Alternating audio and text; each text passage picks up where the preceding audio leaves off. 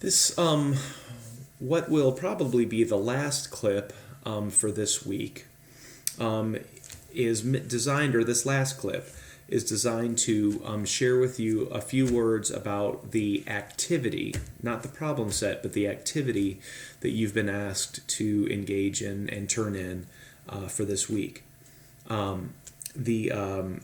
It's a review. In fact, specifically, I'm asking you in this activity to go all the way back to correlation, regression, the calculation of Pearson's R, the calculation of the regression coefficients A and B, plotting cases on a scatter plot, and calculating predicted coordinates in order to superimpose the regression line on that scatter plot, and explain the relationship. So the activity, which is worth 4 points this week, is designed to encourage you to review some material that you will be asked to be accountable for on exam number 2, which is the week after this current week. So on Blackboard, you'll find an activity that is, I think, 6 pages long. 1, 2, 3, 4, 5. Yep, 6 pages long. And I've designed this activity in a manner so you can do pretty much, hopefully, do everything on the sheet. Neatness counts a lot. So please be very careful, be very neat, be very accurate. Take all your calculations out to the 10,000th place or more, so you can properly round to the 1,000th place. You also might want to print out multiple copies of that 6-page activity worksheet so you can make sure that you have enough copies so you can make a neat copy if need be. But I'm just going to walk through each one of those pages very briefly in this final clip, and then I may share, if I have enough time left, share a few words about next week, which is preparation for the exam. Sheet number 1. This is, you're presented with a null hypothesis. There is no relationship between years of education and the likelihood of criminal behavior. And again, keep in mind that all those activities, all the activities that I mentioned previously, Pearson's R, regression, scatter plot, regression line, etc., all of those activities are all about investigating the relationship between two interval level variables. So you can see that I did a goodly amount of work for you by formatting this information in a columnar fashion. This is the raw data for years of education, your X variable. This is the raw data for an estimate of someone's likelihood of committing a crime. So you can see there's variation in both sets of data. I also calculated the mean of the X variable as well as the standard deviation of the X variable, and the mean for the Y variable and the standard deviation for the Y variable. Here you'll see a column, X times Y. I hope you know what to do there. Multiply each X by its corresponding Y. And then down here, I didn't add it, but I will here. Down here, make sure you add together all of your products of X and Y and place it right there. In fact, there we go, equal sign. There you go. Okay, that's sheet number 1. Just working with the raw data and laying the groundwork. The next sheet is largely blank. As you can see, that is for your convenience. I've placed the formula for Pearson's R here. All you have to do on this page is neatly and clearly calculate Pearson's R.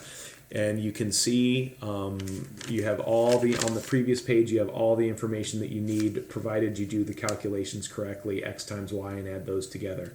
X times Y, sum of X times Y divided by N, minus the mean of X, you know that, the mean of Y, you know that from the previous page, all divided by the standard deviation of X times the standard deviation of Y. So calculate Pearson's R neatly and clearly and place it on this page. Sheet number 3. The scatter plot. Here I have created 2 axes, the x-axis, years of education, and the y-axis, likelihood of criminal behavior.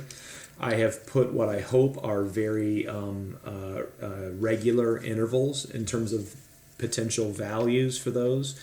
for each variable, scaled appropriately. So for this, very neatly, very clearly plot the raw data, the data that you saw on page number 1, okay? The scatter plot. Hopefully this is familiar. Fourth page. This fourth page is largely blank as well.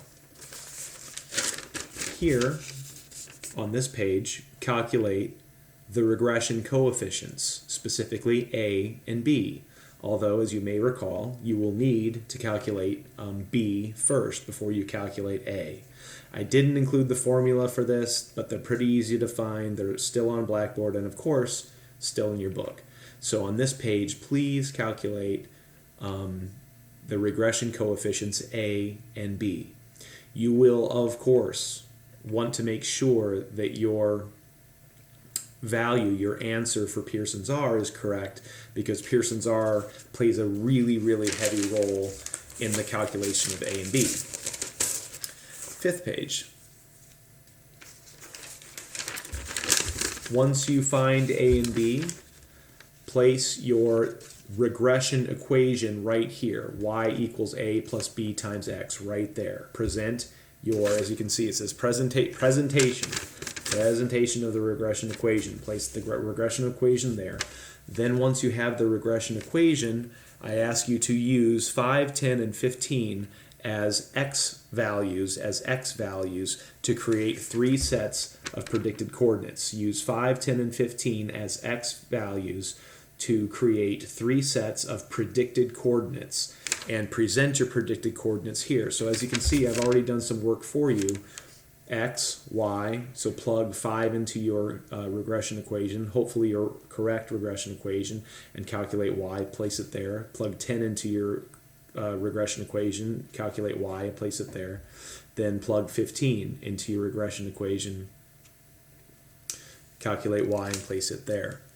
Then plot your predicted coordinates on the scatter plot and superimpose the regression line. Hopefully this is all familiar to you. So find your predicted coordinates, plot them on your scatter plot, and then create your regression equation. Last page of the handout, grading information. As you can see, neatness counts. Neatness is the most heavily weighted item. You got to be neat. We got to be able to read it, or we can't assess it, and the rest is fairly self-explanatory.